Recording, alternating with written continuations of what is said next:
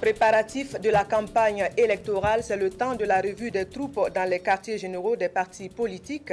La société civile, elle, milite pour un climat électoral apaisé à travers la sensibilisation. Les tontines et autres collectes de fonds font désormais partie de nos habitudes. Notre équipe de reportage s'y est intéressée. Avantages et risques de la pratique à suivre dans ce journal. Et puis, la participation du Burkina Faso à la 14e édition de karaté au Bénin paye en or et en argent. La rencontre regroupait 8 pays d'Afrique de l'Ouest. Voilà qui fait la une de l'actualité en ce jour. Bonsoir, merci de nous suivre. Pour commencer donc, à un mois des législatives et municipales à venir, l'Union pour le changement et le progrès revise ses troupes. Pour cette sortie, la revue concerne les militants de la province du Kadiogo. Au menu de la rencontre préparatif de la campagne et présentation des candidats du parti, c'est Sylvestre Da.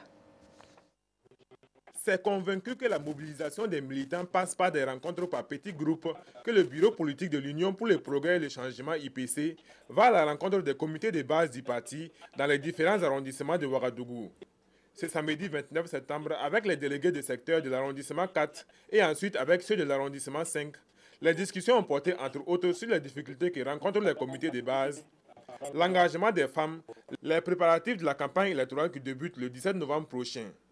Ces rencontres sont aussi une tribune pour présenter les candidats IPC aux élections municipales et législatives dans la province du Kadiogo. La politique pour une femme, dans un premier temps, c'est vraiment difficile. Voilà.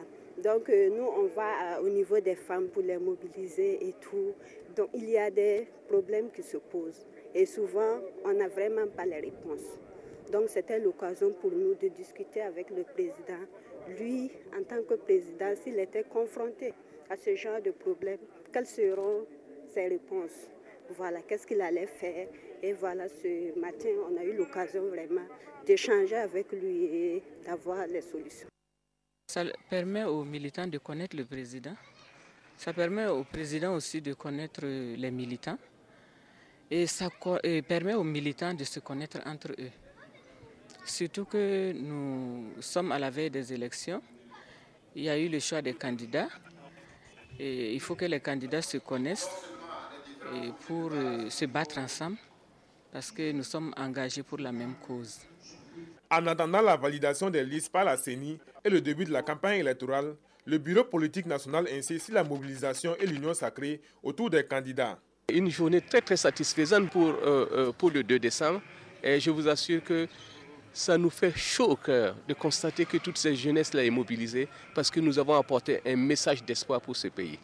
Nous avons couvert presque pour ce qui concerne la commune urbaine de Ouagadougou. Tous les secteurs sont couverts, nous avons des comités de base partout et nous voilà prêts. Pour le président du parti, l'UPC a besoin de s'installer confortablement dans l'échiquier politique national en tant que parti d'opposition et cela passe par l'occupation du maximum de sièges dans les mairies et à l'Assemblée nationale.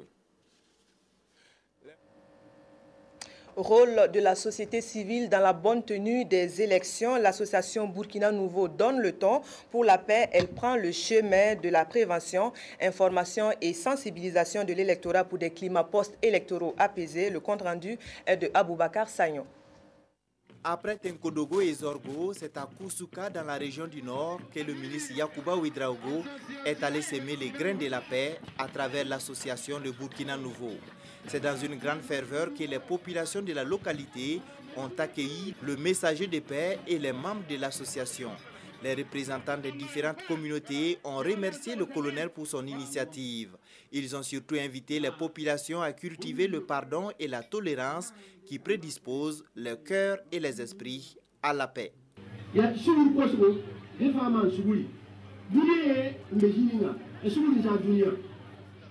L'importance de la paix et du pardon n'est plus à démontrer.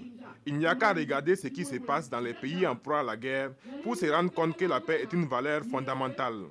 C'est parce qu'il y a la paix que nous pouvons vaquer à nos occupations quotidiennes, aller à la mosquée, à l'église ou accomplir nos rites traditionnels. Je vous demande donc d'œuvrer et de prier afin que notre pays reste un pays où il fait bon vivre. Et qui mieux qu'un colonel connaît l'importance de la paix et de la stabilité pour le développement socio-économique d'une nation. Notre association est née pour faire en sorte que notre pays ne connaisse pas surtout les affres de la guerre. Et j'ai toujours dit qu'il faut prendre l'exemple un peu sur les pays voisins. Et nous avons demandé effectivement de faire en sorte qu'à l'orée des législatives municipales couplées, faire en sorte que notre pays ne connaisse pas ce que les autres ont connu après les élections. Nous devons faire l'exception. Et c'est pour cela que nous avons interpellé en tout cas la population et je suis vraiment satisfait de savoir qu'elle a vraiment compris notre message. Pour marquer leur adhésion aux idéaux du Burkina Nouveau, de nombreuses personnes se sont inscrites pour la pétition destinée à recueillir 1 million de signatures pour la paix. Le sport, facteur de rapprochement et de cohésion sociale, a été également célébré. La cérémonie a ainsi été marquée par la remise des prix de la course cycliste féminine. Le président de l'association Burkina Nouveau a aussi offert du matériel de sport aux différentes équipes de la commune. Pour le syndicat national en charge des questions de la jeunesse et de l'emploi, l'heure est aussi à la mobilisation. Après 1 an de fonctionnement, l'organisation syndicale pense à renouveler son bureau exécutif. Le reportage est de Yolande Lompo. Après 1 an de fonctionnement, il était devenu nécessaire pour le syndicat national des cadres de jeunesse et d'éducation permanente de l'emploi et de la formation professionnelle, SYNAGESP, de tenir son premier congrès ordinaire sous le thème « Promotion de la jeunesse et développement du Burkina Faso, rôle des travailleurs du ministère de la jeunesse, de la formation professionnelle et de l'emploi ». Objectif, faire des propositions concrètes pour insuffler un nouveau dynamisme à leur syndicat et identifier ses forces et faiblesses. Par ce thème, donc, nous avons en tout cas estimé qu'en tant que bons citoyens et travailleurs consciencieux, qu'il fallait d'abord connaître ses attributions, ses responsabilités sociales pour mieux les assumer. Et avant donc de procéder à une revendication que ce soit. Et également, nous avons saisi cette occasion pour effectivement débattre sur nos attributions officielles, amender nos textes de départ parce que nous avons en tout cas jugé qu'il y a des imperfections. Au nombre de 70, les participants ont également eu droit à une communication dispensée par un syndicat frère. La Fédération des syndicats nationaux des travailleurs de l'éducation et de la recherche, FSYNTER, a été invitée et a accueilli avec satisfaction cette invitation pour parler des stratégies de mobilisation au niveau du congrès du SYNAGESP. Donc nous avons partagé notre expérience de syndicat qui est un peu plus ancien avec donc ce jeune syndicat.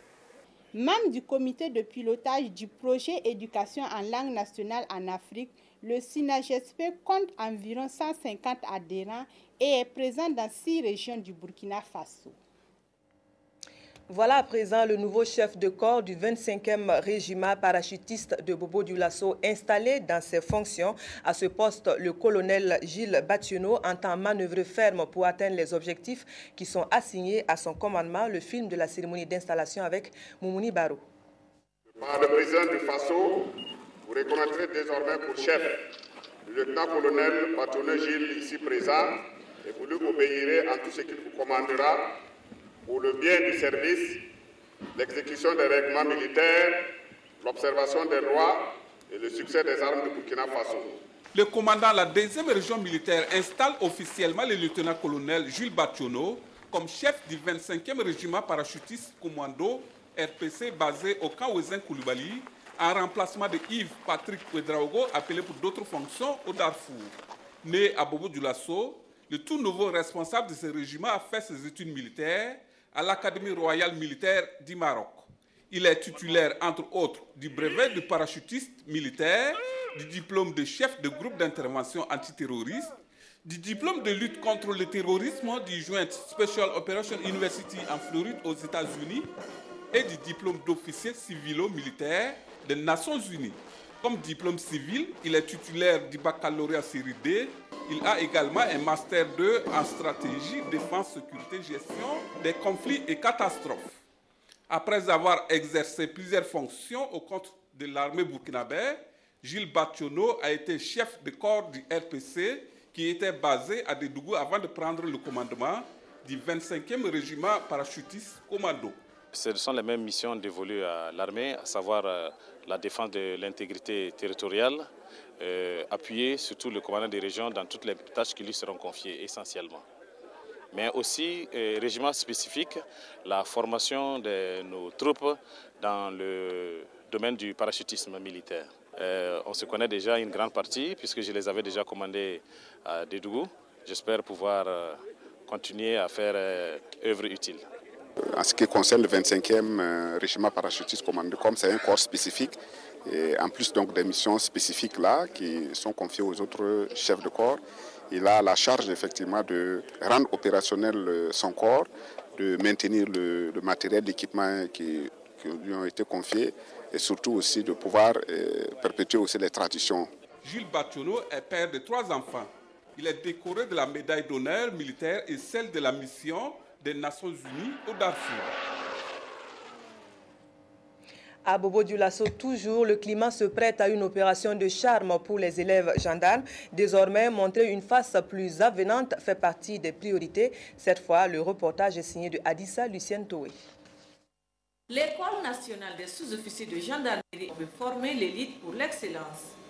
À travers ces journées portes ouvertes, elle veut se faire une nouvelle réputation auprès de la population.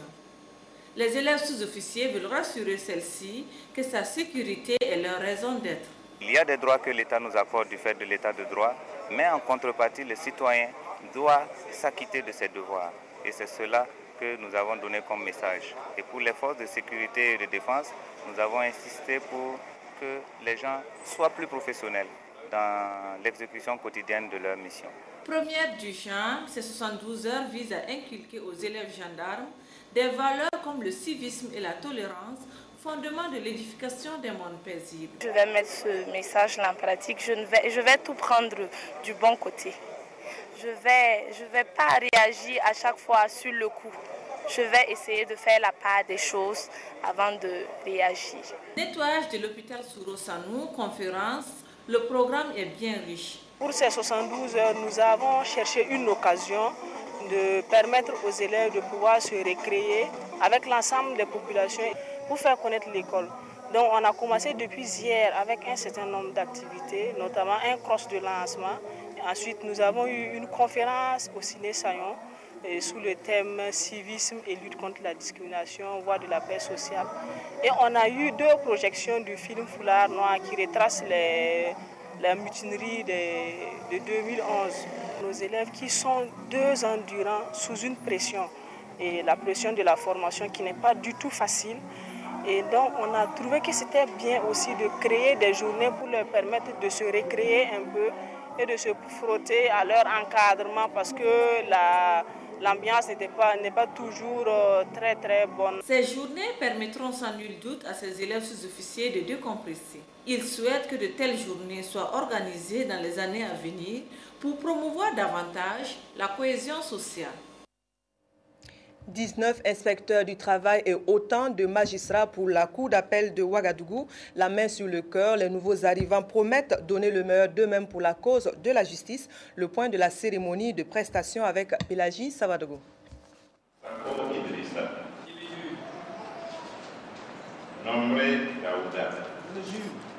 Nommés dans les juridictions du ressort de la cour d'appel de Ouagadougou, ces nouveaux magistrats ont prêté serment ce vendredi matin devant la cour d'appel. Une prestation qui traduit leur engagement à bien remplir les charges de leur profession. Dire aux nouveaux venus qu'ils ont des obligations particulières par rapport aux autres citoyens. L'obligation de neutralité déjà, voilà, parce qu'il faut trancher des litiges. L'obligation, oui, d'appliquer la règle de droit. Quelquefois, même quand on n'est pas d'accord avec la règle de droit, en vertu de la séparation des pouvoirs, il faut prendre le texte et l'appliquer. Ça ne peut qu'être des sentiments de joie et un peu d'inquiétude par rapport à la mission qui m'est assignée. Mais je pense qu'il n'y a pas vraiment chose. On est prêt à exercer. Espérons simplement que nous nous allons nous faire comprendre. Oui, avocats stagiaires ont aussi marqué leur engagement à exercer la défense dans le respect des tribunaux, des autorités publiques et les règles de l'ordre. Ils sont 19 magistrats qui viennent d'être intégrés à la fonction publique. En présence de leurs parents et amis, ils ont été félicités et exhortés au respect des règles et de la déontologie du métier. La requête est venue de l'Ordre des avocats et la Caisse nationale de sécurité sociale y a donné suite. Une journée d'information sur l'assurance volontaire pour les avocats vient de se tenir. Le point de Maïmouna Traoré. Acteurs des professions libérales, les avocats sont intéressés par l'assurance volontaire. Pour avoir l'information juste sur ce produit, l'Ordre des avocats a sollicité les services de la directrice générale de la Caisse nationale de sécurité sociale. Donc nous sommes maintenant dans une structure d'âge au niveau du tableau de l'ordre des avocats qui fait que la jeunesse commence à s'étioler un peu pour certains et donc beaucoup de jeunes qui entrent. Aujourd'hui, il va falloir donc penser effectivement à la couverture sociale. Nous sommes une profession libérale, donc par essence, nous sommes assujettis à aucun régime de retraite et de sécurité sociale. L'année 2012 est déclarée année de l'assurance volontaire et la CNSS veut toucher toutes les cibles. Et cette préoccupation répond au souci d'informer les avocats. Il est bien vrai qu'ils sont du corps judiciaire et ils sont censés connaître la loi en premier. Mais nous avons jugé utile qu'en tant que public cible de l'assurance volontaire retraite, nous avons dans notre programme d'activité de promotion de l'assurance volontaire décidé de rencontrer toutes les professions libérales, dont l'ordre des avocats. Et ce matin, nous sommes là pour échanger sur ces nouvelles dispositions qui les concernent, qui va leur permettre de s'offrir une retraite paisible. La cotisation minimum pour l'assurance volontaire est de 3 375 francs CFA par mois et de 66 000 francs CFA au maximum. Elle permet à l'assuré de bénéficier de la pension de vieillesse normale ou de la pension de survivant. L'autorité supérieure du contrôle d'État, elle, affûte davantage ses armes contre la corruption. Des semaines durant, les contrôleurs d'État ont renforcé leurs compétences pour plus de transparence dans la gestion des affaires publiques. Le reportage est signé de Abdoul Rasmane Zongo. La quête de l'excellence est une exigence continue dans le contrôle d'État pour davantage lutter implacablement contre la corruption et autres crimes économiques. La formation de ceux commis à cette gigantesque tâche, mais pas impossible, est un des moyens pour y tendre à défaut d'y parvenir. C'est dans cette école de perfectionnement des conditionnements qu'est allée 2 semaines d'affilée la grande famille de contrôle. Contrôleurs d'État, inspecteurs financiers, généreux et techniques se sont dotés d'instruments condensés dans un seul document.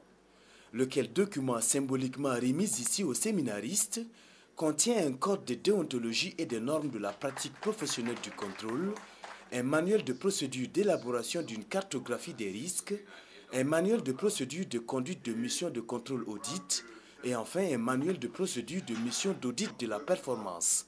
Nous avons fait de nombreuses formations de façon à ce que les contrôleurs, les inspecteurs, les vérificateurs puissent justement mener leur mission. Ce document vient en quelque sorte couronner des informations, des pratiques qui étaient déjà en cours, suivant toujours les normes et les standards internationaux.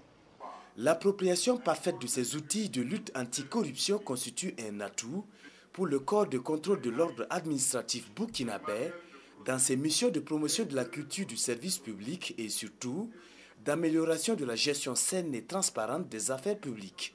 Toute chose qui évite une économie, sinon des finances publiques, voire un développement sous perfusion. Actualité de nos champs, cette campagne, plus de 100 000 tonnes de coton sont attendues uniquement dans la région de la boucle du Moun. C'est dire que la récolte aura été bonne. Constat sur place des équipes de la nationale du textile avec Christine Koulibaly. Après une campagne cotonnière faite de remous, occasionnant une baisse de la productivité, la région cotonnière de Dédougou commence à retrouver son lustre d'antan au regard des superficies emblavées et de la physionomie des plants.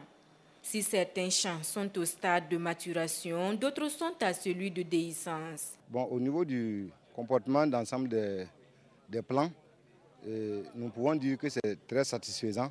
Parce que cette année, bon, vous avez vu des champs qui sont déjà à la récolte. Cela veut dire que nous n'avons pas eu d'attaque particulière. Nous remercions le Tout-Puissant parce que l'an passé, nous avons vécu une situation très difficile que nous avons appelée la fronde autour de la production cotonnière, qui a vivement ébranlé la région cotonnière de la boucle de Mouhoun. Si bien que pour cette campagne, avec les pourparlers que nous avons en tout cas entamés avec nos partenaires, nous avons trouvé un terrain d'entente. Aujourd'hui, tous les cotonculteurs de la région ont adhéré. Et nous sommes vraiment très contents, ce qui a permis vraiment d'ajouter vraiment un très grand plus au niveau des superficies.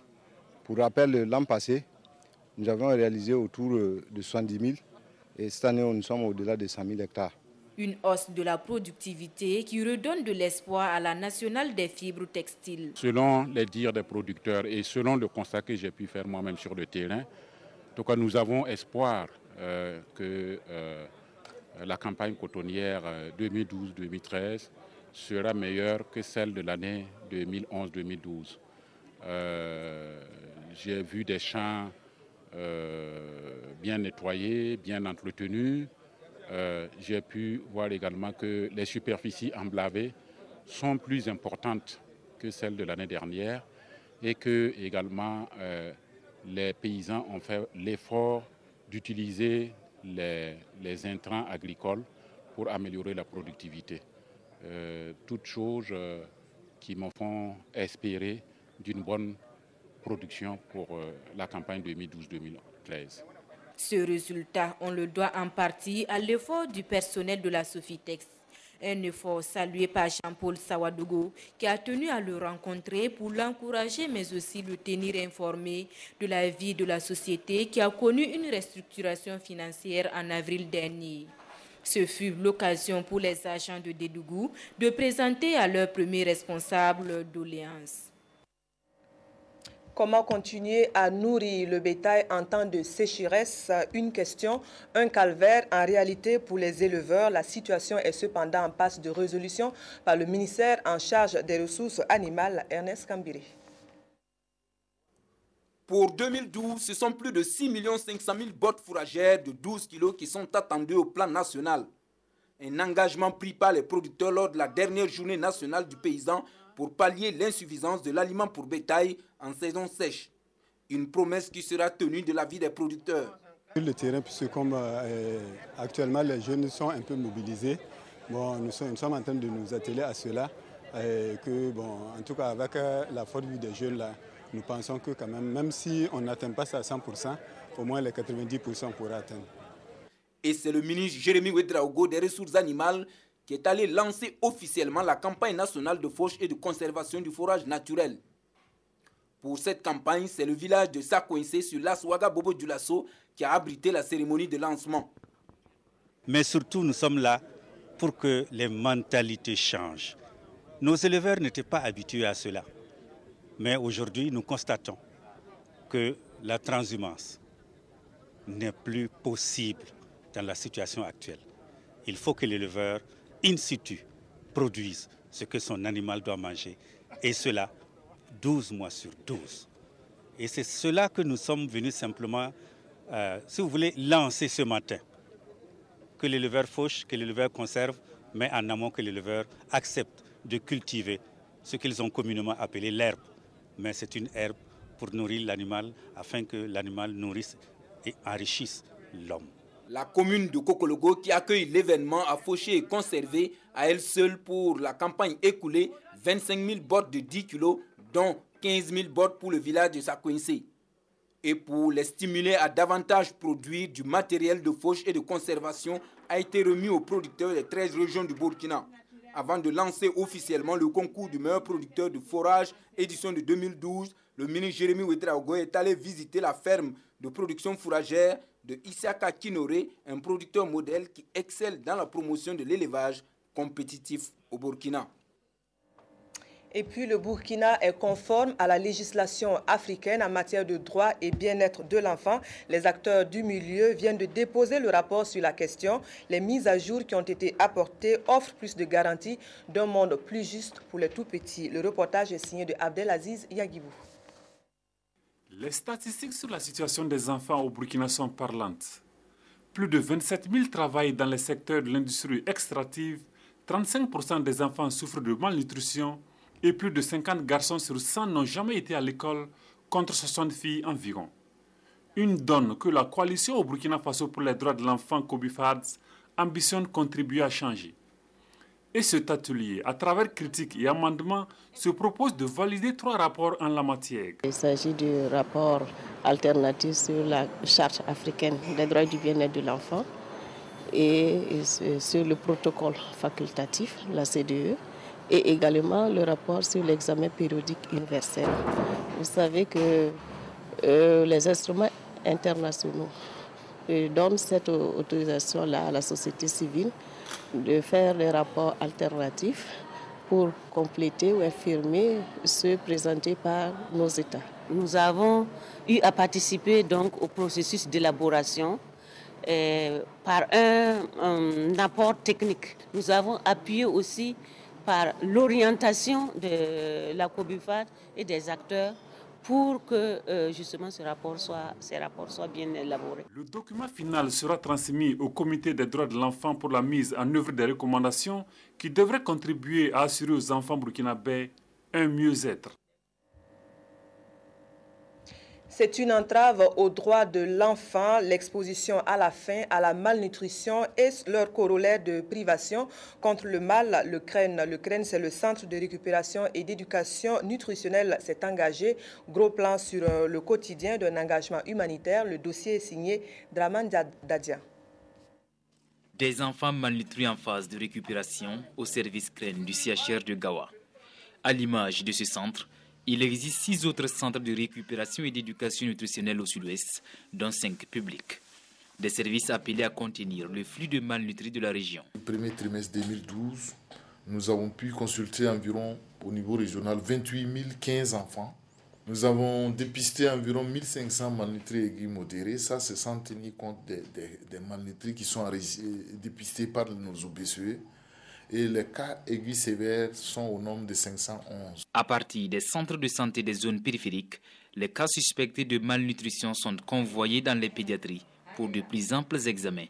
Et seuls les cas avérés de malnutrition aiguë sévère des enfants de 0 à 59 mois sont pris en charge au niveau des services CREN. Dans le cas de la malnutrition aiguë sévère, c'est surtout le diagnostic qui est basé d'abord sur des mesures qu'on appelle anthropométriques. On prend le poids et la taille de l'enfant et on sait que les enfants, on connaît la croissance des enfants, on sait qu'il y a 1 an, avec cette taille, il doit avoir quel poids. Donc par rapport à ces normes-là, qu'on définit la malnutrition. D'abord, c'est une prise en charge alimentaire, thérapeutique, c'est-à-dire médicamenteuse si vous voulez. Et la prise en charge également, c'est le suivi médical de tous les enfants qui sont admis au niveau de ces CREN. Le suivi médical de chaque patient se fait au quotidien, depuis la phase de réhabilitation à celle de transition jusqu'à la récupération, synonyme de guérison. Il y a 25 jours de cela que nous sommes là. L'enfant était vraiment souffrant et c'est grâce aux soins du CREN qu'il a recouvré la santé. Après plus de 2 mois passés ici, l'enfant a eu la vie sauve grâce au service CREN et à Dieu. Les centres de récupération et d'éducation nutritionnelle sont donc l'espoir de nombreux parents et beaucoup d'enfants doivent leur survie à ces services CREN aujourd'hui confrontés à d'énormes difficultés. L'état des CREN dans notre région n'est pas du tout reluisant dans la mesure où nos CREN sont vétustes. Il y a des infrastructures qui manquent à certains endroits et également il faut dire que nos CREN ne sont pas adaptés. Les difficultés liées au service, des fois, c'est l'insuffisance des ressources humaines. Par exemple, moi, je suis seule. Alors que le CREN doit être continuel. Résoudre ces problèmes va sans doute permettre d'améliorer la prestation des services CREN de la région du Sud-Ouest et de donner la chance à plusieurs enfants de recouvrer la santé. Un nouveau bureau remplace celui jusque-là connu à l'Union des commerçants des marchés et yards du centre, de la région du centre. Bien que provisoire, le nouvel organe dirigeant a été publiquement présenté. Le point avec Yolande Lompo. Suite aux dysfonctionnements graves constatés dans la gestion de leurs finances et malgré les maintes sommations et mises en demeure pour demander de rendre transparente la gestion financière de leur fédération, l'Union des commerçants des marchés et yards de la région du centre a convoqué une assemblée générale. Une rencontre au cours de laquelle l'ancien bureau installé depuis 1997 a été démis de ses fonctions. Et l'assemblée sortie massivement à l'occasion a entériné le nouveau bureau fort de 60 membres dirigé par El Hadj Adama Kaboré. Et le but de notre AG, c'est de créer une autre association qui va travailler pour les commerçants dans les marchés. Il y a les éléments de la gare routière qui sont venus nous dire qu'eux, ils veulent adhérer à l'Union. Et d'autres marchés sont venus. Et vous voyez, il ne faudrait pas qu'on canalise le bureau d'un côté, nous allons l'élargir. Et voilà pourquoi nous avons dit le bureau présenté aujourd'hui est un bureau provisoire qui va travailler dans les marchés. Et dans 3 mois, nous allons établir un bureau définitif. Pour l'heure, la préoccupation majeure de l'association demeure la recherche de la lumière dans la gestion de Hamidou Comporé et de son équipe. On reste dans l'ambiance des marchés et yards pour regarder de plus près au fonctionnement de ce que l'on appelle communément tontine. Ces collectes de fonds parallèles se sont fortement ancrées dans les habitudes de nos populations. Gros plan sur une pratique parfois décriée par les institutions financières reconnues. Le dossier est signé Nathalie Nabaloum Sawadogo, Abdul Rasmane Zongo. Dans un contexte économique difficile pour l'homme et davantage pour la femme, celle-ci ne manque pas d'imagination pour lutter contre la pauvreté. D'où par exemple la création de tontines dans certains marchés et yards de Ouagadougou par des groupes de commerçants comme ici au marché de Larlé. Mon bon est plus au point.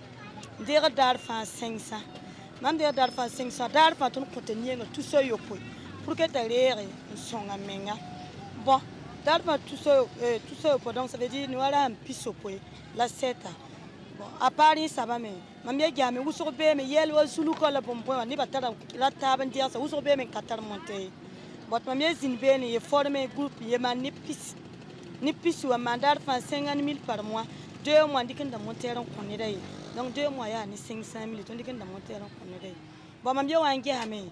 Bon rada me yela to bon bon mamie na nki mam fa mamie kin sodiga yetinyen ba to bien c'est mamie qui nous a tenu sur du gaz compte par crédit. Voilà donc ça d'argent 200 depuis 2009 maman crédit presque 7 millions.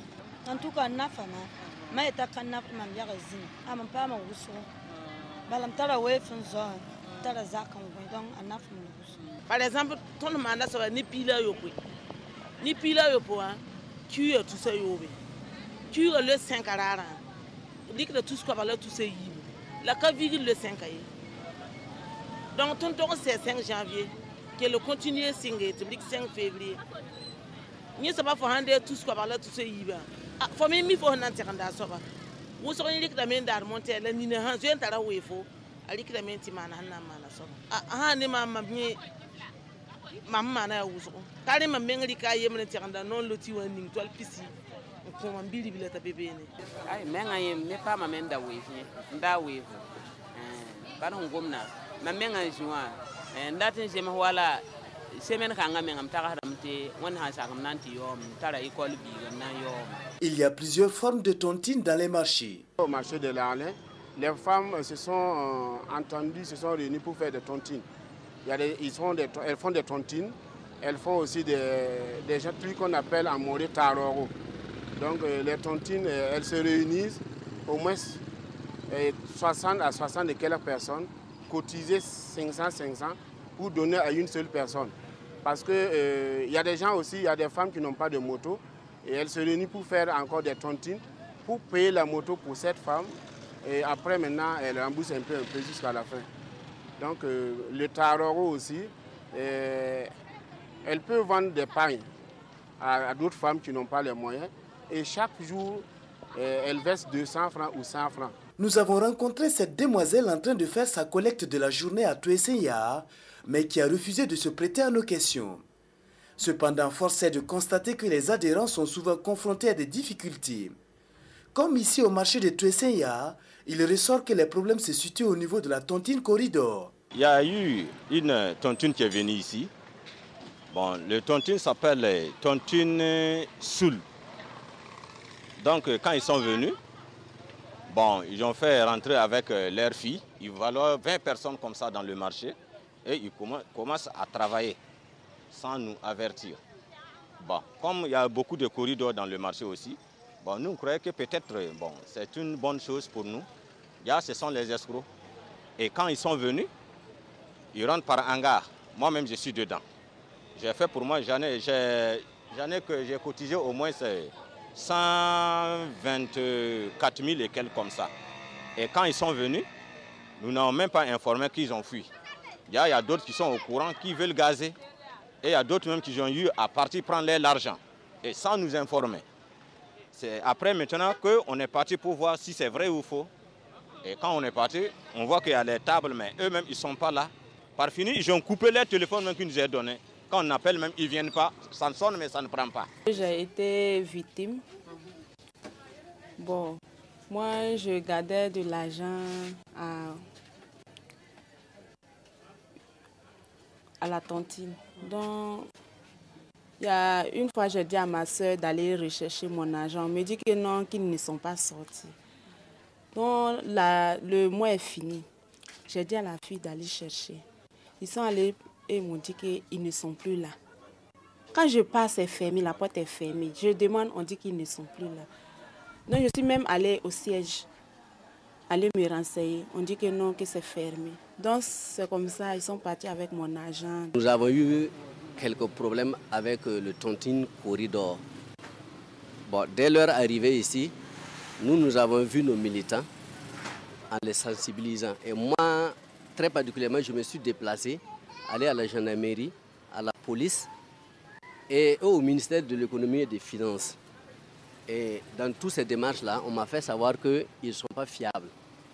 Et à mon retour, je suis venu les expliquer, les militants de l'ONACOME qui sont dans le secteur, qui sont dans le marché, de faire très attention avec ces gars-là. Mais comme vous le savez, le commerçant, c'est le commerçant. Là où il y a l'argent, c'est là-bas qu'il aime. Donc, les gars m'ont contourné et sont partis s'inscrire là-bas. Donc, à la dernière minute, ils sont venus me dire qu'ils ont pu partir avec leur argent. Donc, je les ai tous réunis avec leur carnet. J'ai pris le nom, j'ai pu les recenser, prendre leur nom et puis le numéro de leur carnet. Et on a déposé une plainte au parquet. Et par la suite, ils ont pu mettre la main sur leur chef. Si Mme Mameli Ouedraogo en a appris à ses dépens, d'autres par contre trouvent qu'ils n'ont pas le choix. Ça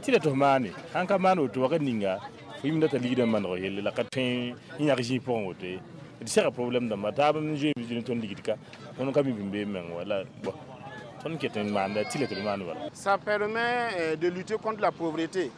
Parce qu'il y a des femmes qui n'avaient rien, qui n'avaient absolument rien. Et maintenant, qui peuvent compter 1 500 000 et quelques mille. En dépit de ces difficultés, la tontine permet donc aux bénéficiaires de subvenir à leurs besoins quotidiens. Reste à travailler pour accompagner les acteurs à tendre vers une professionnalisation de cette activité. Voilà donc pour les dessous de ces collectes de fonds informels, prudence donc. Et puis de l'eau potable pour les habitants de Tiédin dans la province du Zunwego. C'est un geste d'un ressortissant de la localité. Désormais, accès à l'eau ne rime plus tout à fait avec corvée pour la population. Nathalie Kaori. Cela faisait 40 jours exactement que le forage de Tiédin ne fonctionnait plus, obligeant les femmes de ce village à aller vers les sources d'eau souillées pour s'approvisionner. Avec la réhabilitation de ce forage, c'est un grand soulagement pour tout le village. C'est une joie pour nous que ce forage soit de nouveau fonctionnel. Depuis qu'il était en panne, nous étions obligés de boire l'eau des marigoules. À présent, nous avons de l'eau potable. Nous et nos enfants vivront dans de meilleures conditions d'hygiène. L'œuvre est de cet homme, un ressortissant de la région et soucieux d'apporter sa contribution à l'épanouissement de la population et au développement de sa région. Il y a plusieurs villages qui ont des problèmes de l'eau. Donc, je promets et je vais le faire. Donc, je puis faire 8 forages et 2 arrangements de forage. Donc, vous me savez, c'est le lot et c'est la vie.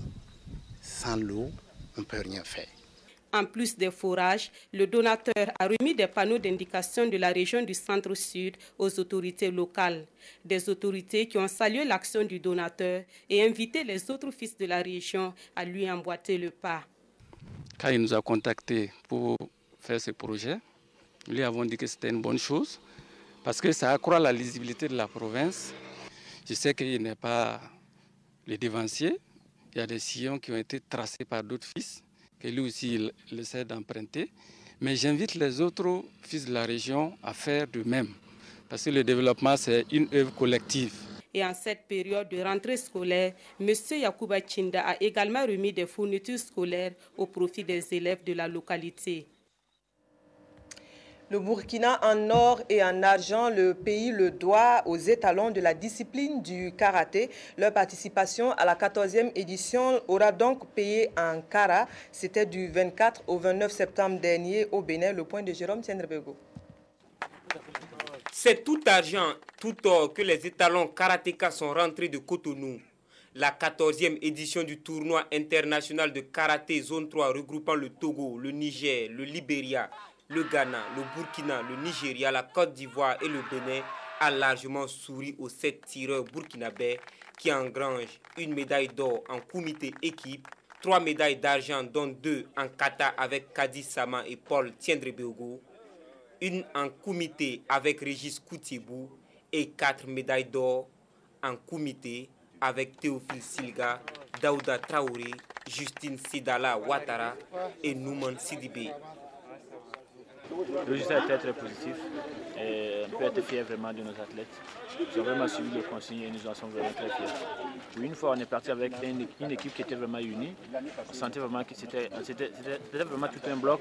Le bloc était très compact, ce qui faisait que la communication passait. Les athlètes se sentaient à l'aise avec leur coach et puis avec la communication passait aussi facilement, ce qui fait que... Et aussi également avec la commission technique, ceux qui nous accompagnaient. Alors ils avaient tout mis en charge pour que les athlètes puissent être dans de bonnes conditions. Donc tout cela a joué. Il y a eu une bonne préparation aussi. La fédération a permis en tout cas qu'il y ait une bonne préparation. Et donc je crois que tout ça a beaucoup joué pour nos athlètes. Les champions Tika Zone 3 ont été accueillis dans la cour du stade du 4 août à leur arrivée par le président de la fédération burkinabé de karaté-do qui ne peut cacher sa satisfaction. Je suis très heureux. J'arrive en fin d'Olympiade et ces enfants m'ont offert un très beau cadeau. Et je voudrais remercier d'abord le ministère des Sports qui a mis les moyens à notre disposition afin que les enfants puissent se préparer et partir dans de bonnes conditions. Merci au ministère, merci à l'État burkinabé qui fait beaucoup pour le karaté et merci à ces enfants. C'est une jeune génération, c'est la génération de 2009 qui est aujourd'hui à l'avant-poste et ils ont fait pour la première fois ce que les autres n'ont pas fait. Donc je suis très heureux et tous les karatékas du Burkina sont heureux de l'exploit qu'ils viennent de faire. Ce lundi, les as du karaté de burkinabé et toute la délégation seront reçus par le Moronaba Bango. En duo ou en solo, l'artiste musicien Mandoé mène son bout de chemin. Dari, c'est le nom de son nouvel album. Depuis la scission du groupe Yélène, dont il était membre, l'œuvre compte 15 titres et de l'avis de connaisseurs, elle recèle des potentiels de succès. Étienne Bassenga. Maison du peuple dans les coulisses, Mandoé le lion, comme il se fait appeler, attend patiemment son tour. Parce que sur la scène déjà, les grands noms de la musique burkinabé venus l'accompagner, Dumba Culture, Alif Naba, Flobi, Rovan, pour ne citer que ceux-là, maintiennent le public impatient.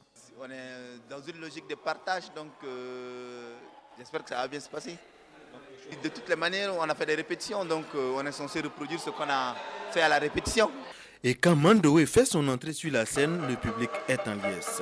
Dans un rythme d'afrobeat, de l'hip-hop par moment ou encore de la rumba et parfois du reggae, ce natif de Djamena et Ouagalais d'adoption a passé en revue son nouvel album Dari au bonheur d'un public acquis à sa cause.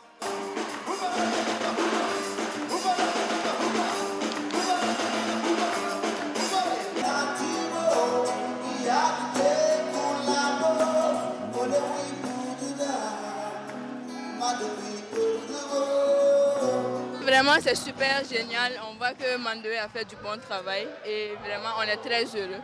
Vraiment, ce que je vois, c'est vraiment formidable. Mandewé, je ne savais pas que c'était un homme aussi formidable. Ça, il a fait en tout cas quelque chose que je ne m'attendais pas à cela. J'avais entendu parler de lui, mais je ne l'avais pas encore vu. J'ai cherché à le voir aujourd'hui. Vraiment, je suis réconforté. Et je souhaite qu'il revienne comme ça pour éveiller la conscience des jeunes, afin qu'ils s'adonnent vraiment à ce genre de musique. C'est ce que nous voulons, en tout cas, pour rehausser l'image de la musique ici au Burkina Faso.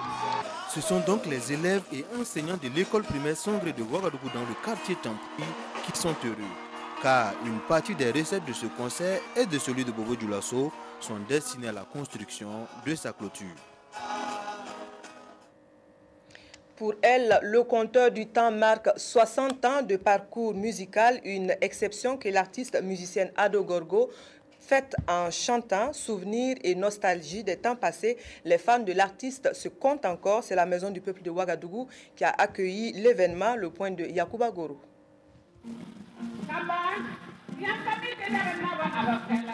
La cantatrice burkinabé Ado Gorogo a 81 ans avec 60 ans de vie musicale à son actif.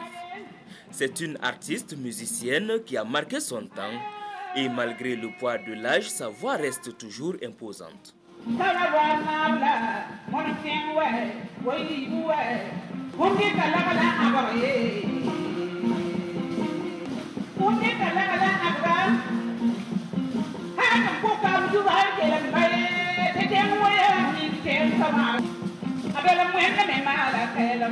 Aux côtés de ce public, elle a célébré ses 60 années de vie musicale avec en toile de fond des prestations d'artistes de la musique traditionnelle et moderne.